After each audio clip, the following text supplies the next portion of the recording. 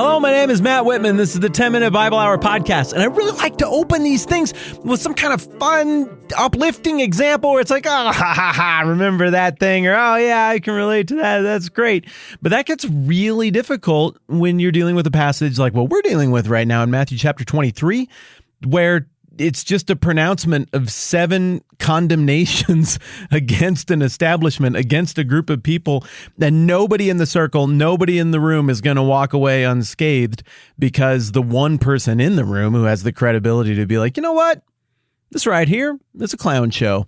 And just so that you don't think I'm making general sweeping observations, I'm going to go bit by bit through each element of the clown show. And I'm going to point a very specific, targeted finger at each and every clown contributing to the clown show so that everybody knows exactly what it is that's going on here. And if you all choose to continue to participate in the clown show, it's going to be with eyes wide open and everybody knowing that now the thing has been said. And so it's really hard to come up with like a super fun, happy example that gets us into that. So let me just do this. I want you to go to a dark place with me for just a minute. And picture the last time you were a part of a clown show. And by that, I mean at work, family, circle of friends, maybe a weird church thing, religious thing, institution, social group, sports thing, I don't know. Like some sort of circle of social brokenness that you were a part of. Maybe it was your fault a little bit. Maybe you were just the horrified bystander who took the whole thing in and couldn't believe what you were seeing. Either way, just for a second, go back to that place and think about all of the moving parts that you gradually came to recognize and all of the multifaceted dysfunction on small levels that added up to massive dysfunction at the highest level, but also that thing that you were a part of, that I was a part of, like nobody could point at the emperor and be like, they got no clothes. Do you all see how screwed up this is, right? Nobody would do that because you risk losing everything. Because if anybody even starts to pick at how screwed up the thing is, the whole thing's going to break. But sometimes you get this circle of symbiotic dysfunction where it's like the Simpsons episode with Mr. Burns where he had all the diseases at once, but they were all like wedged in there together so tight that if they fixed any of the diseases, all of the other diseases would break loose and kill him.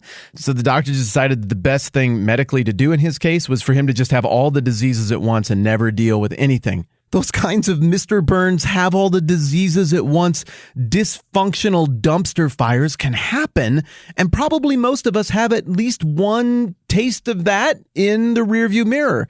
And in the book of Matthew, going into this next chunk that we're going to be looking at over the next several days, we've been watching this dumpster fire materialize. We've been watching the dysfunction manifest before our eyes of what is going on with the religious leadership at the time of Jesus.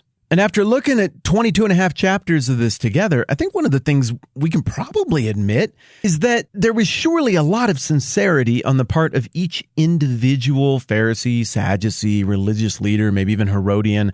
They all wanted the good of the people, the good of the nation. Probably they all wanted to genuinely serve God and bring people to a place where they were serving God. But as Jesus has been pointing out in the first 12 verses of chapter 23, this dysfunction, whether it's intentional or not, this hypocrisy, whether it's intentional or not, is so poisonous and toxic and awful and evident to anyone honest that at some point, even if it costs somebody everything, someone just has to step up and say what the thing is. So why not have it be the one who speaks with authority and not as the teachers of the law? Jesus himself is going to be the one who says the thing that is going to get him killed. And if you've ever been a part of something over the top dysfunctional, you know that at least metaphorically, socially, if you were to step forward and say, here's everything that's wrong with us and everything it would take to change it.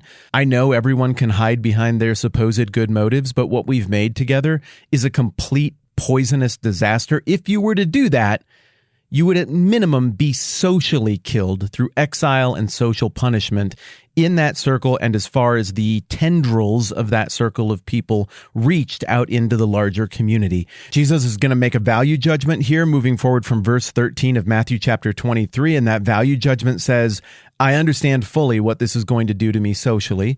I understand fully that this is going to turn the goodwill I've experienced so far against me. I understand fully that the people I'm about to call out for what they have built together, even though they might have built it with the best of intentions, I understand fully who they are connected with politically, and I understand fully that those powerful people with whom these religious leaders are connected have the ability and willingness to put me to death. But somebody has got to say something, even if it's costly, because this is the truth and the consequences of it are ruinous. What we are going to see moving forward from verse 13 almost to the end of the chapter of 23 is Jesus' move from a general accusation of hypocrisy that we've been looking at for the last 12 verses in front of everybody to a very specific pronouncement of 7 woes. Hey, this circle of disaster that has been made here is most manifest in these 7 awful, broken practices and sets of motivation,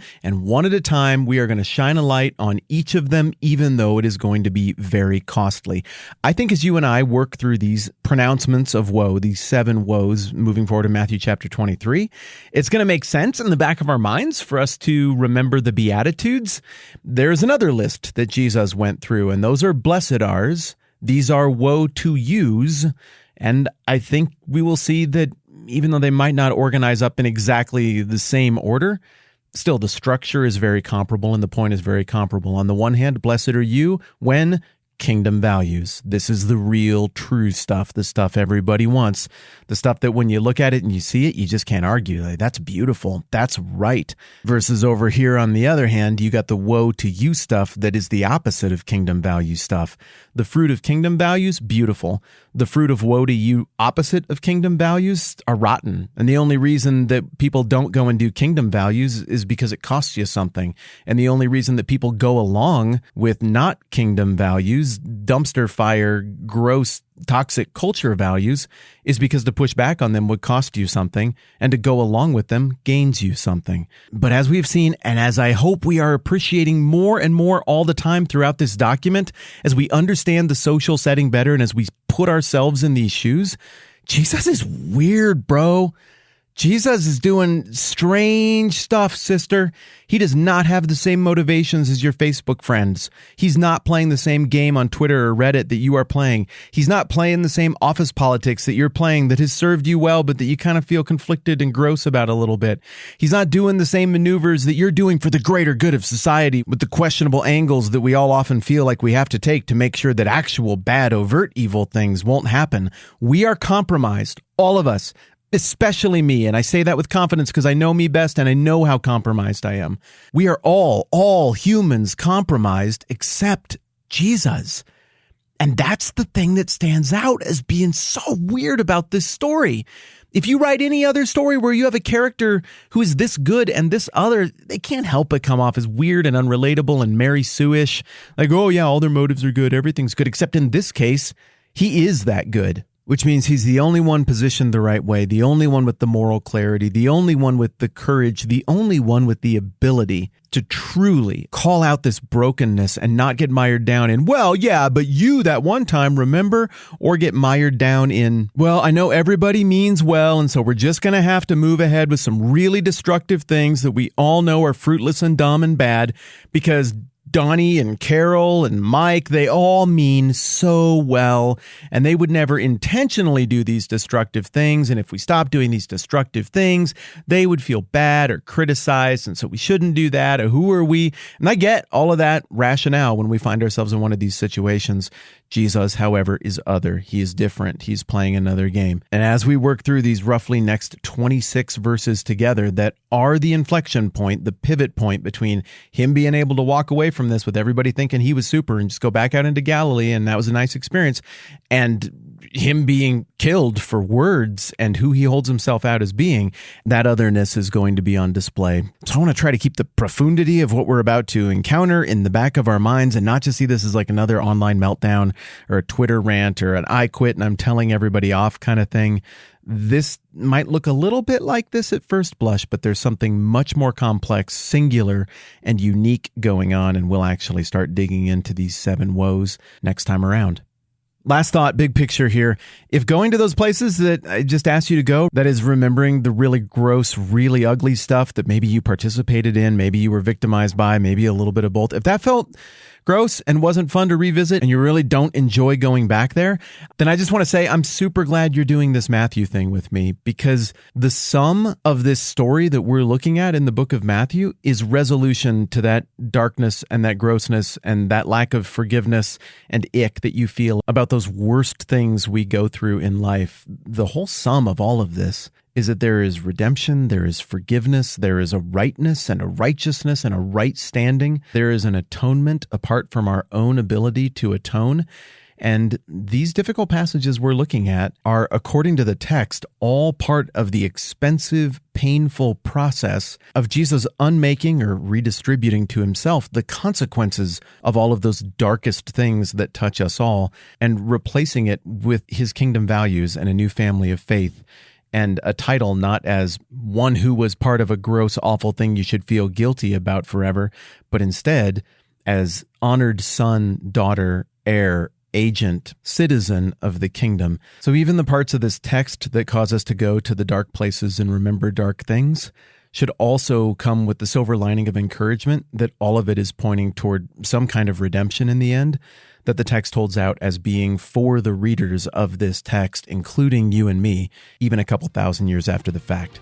I'm Matt. This is the 10-Minute Bible Hour podcast. Let's do this again soon.